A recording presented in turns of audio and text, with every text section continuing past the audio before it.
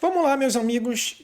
A gente vai analisar essa semana os julgados do dia 22 de maio até o dia 26 de maio. Vamos ver aí os principais julgados publicados nessa semana do Tribunal Superior Eleitoral.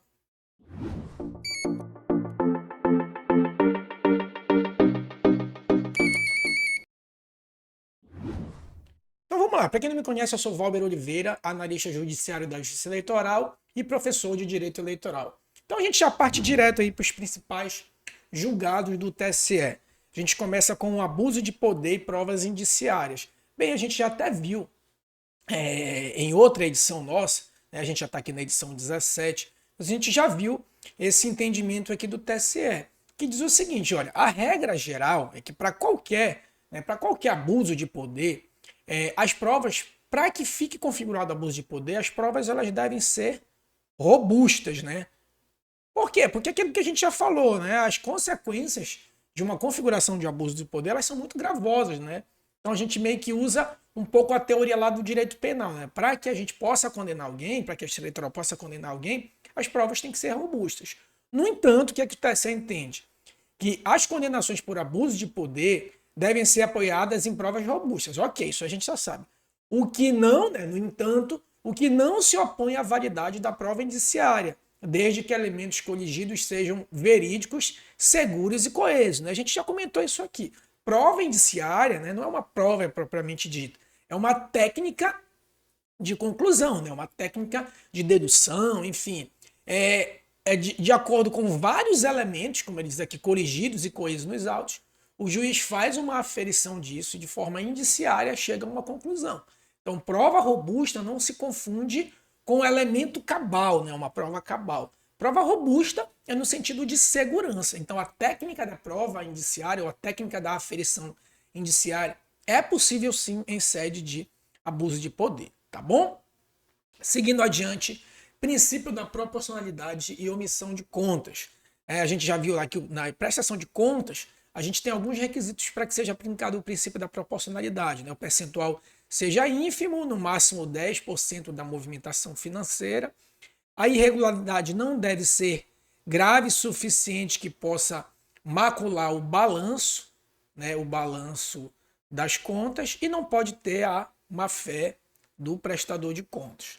Tá bom? Nesse caso aqui, quando o prestador de contas se omite no dever de prestar conta, o TSE entendeu que os princípios da proporcionalidade e da razoabilidade não se aplicam nos casos de omissão no dever de prestar conta. Então, se omitiu no dever de prestar conta, ainda que a Justiça Eleitoral verifique lá a movimentação dele financeira, né? Porque a Justiça Eleitoral recebe esses extratos eletrônicos dos bancos, do cruzamento de nota fiscal das secretarias de Fazenda, ainda que ela consiga avaliar essas contas e veja que a movimentação dele teve uma pequena monta de irregularidade, não se aplica a proporcionalidade porque ele se omitiu no dever de prestar contas.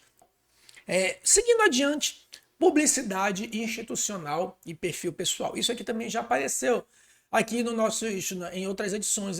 Isso aqui é uma jurisprudência bem consagrada pelo TSE, que diz o seguinte: ó, não se tratando de perfis oficiais, inexigível a observância da impessoalidade, o que afasta a incidência do artigo 74. Não só do 74, como 73. Qualquer publicidade institucional ela tem que ser veiculada pelos meios oficiais. Se o candidato ele utiliza, né, o candidato, geralmente candidato à reeleição, né, ele utiliza o perfil pessoal dele para divulgar, por exemplo, uma obra que ele realizou, né, durante o governo dele, enfim, uma realização na área de saúde. Se ele utiliza o perfil pessoal dele, ainda que no chamado período vedado, que é aqueles 3 meses antes das eleições, né? Quem estuda a conduta vedada aí do artigo 73 e seguinte da Lei 9504, sabe que geralmente o período vedado são 3 meses antes das eleições. Isso pode variar, dependendo da conduta vedada, mas geralmente esse período vedado é 3 meses. Algumas condutas são proibidas. Então, quando essa veiculação de publicidade institucional ocorre em perfil pessoal, né, a gente afasta a questão da publicidade institucional e, portanto, afasta a conduta vedada ao servidor público. Tá bom? Esse outro entendimento aqui quanto ao abuso de poder é o aspecto quantitativo. Vamos ler porque isso é interessante. Para se caracterizar o abuso de poder, verificação do aspecto qualitativo e quantitativo, A mensuração dos reflexos eleitorais, portanto, está aqui no quantitativo, né? Não obstante deva ser ponderada pelo julgador, não constitui mais fator determinante. Agora, revelado substancialmente pelo desvalor do comportamento. O que ele está querendo dizer aqui? Ó? Antigamente, tinha lá no artigo 22, o artigo 22 da Lei Complementar 64/90, né, que fala sobre a AIGE, a Ação de Investigação Judicial Eleitoral, isso se aplica para qualquer abuso de poder, dizia que para a conduta ser abusiva, ela tinha que ter a potencialidade lesiva de influenciar nas eleições. Houve uma reforma eleitoral e essa potencialidade foi retirada. O que o TSE está dizendo? Olha, o que vale agora é a reprovação da conduta. Por exemplo, caso clássico.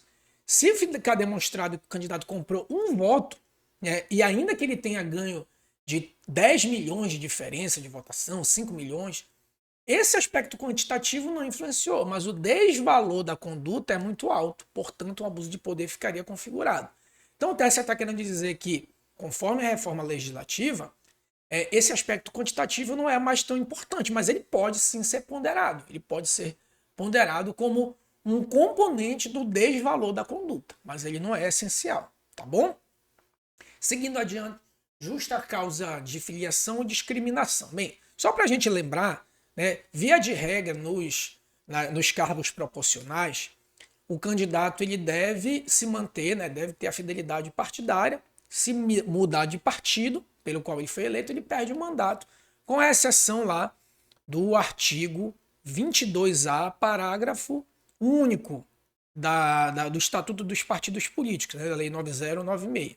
Aqui a gente tem basicamente 3 justas causas de eleição, de desfiliação, que não teria problema que o candidato se desfiliasse.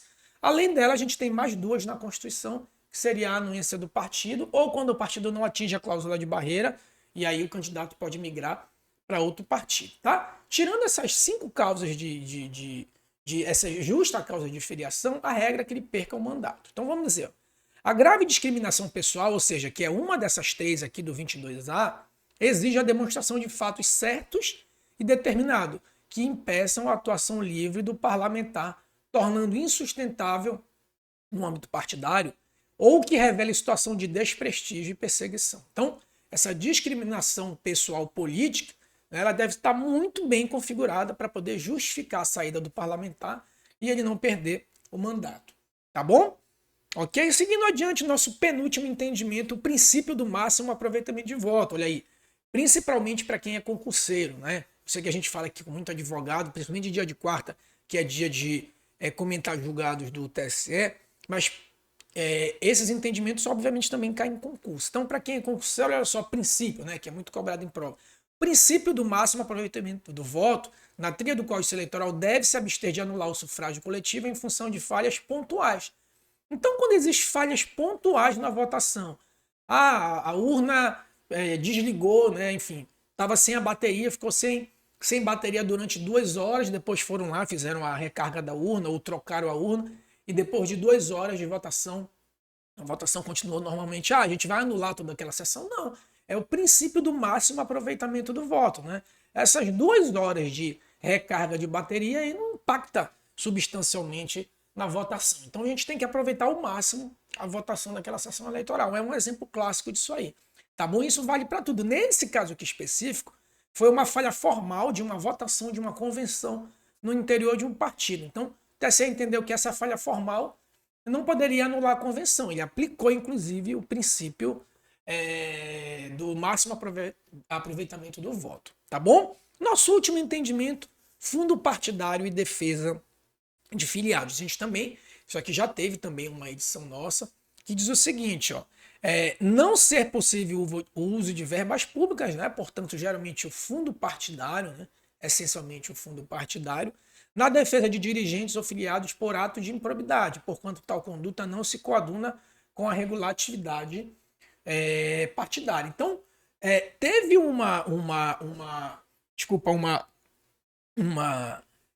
ato de improbidade pelo filiado ou pelo dirigente. Esse ato de improbidade não pode ser bancado com os custos advocatícios, por exemplo, não pode ser bancado com os custos advocatícios, enfim, outros serviços indiretos em relação ao fundo partidário, ok? Porque o TSE entende que, nesse caso, haveria um ato ilícito e, portanto, o ato ilícito não pode ser despendido com as verbas do fundo partidário. Ok, meus amigos?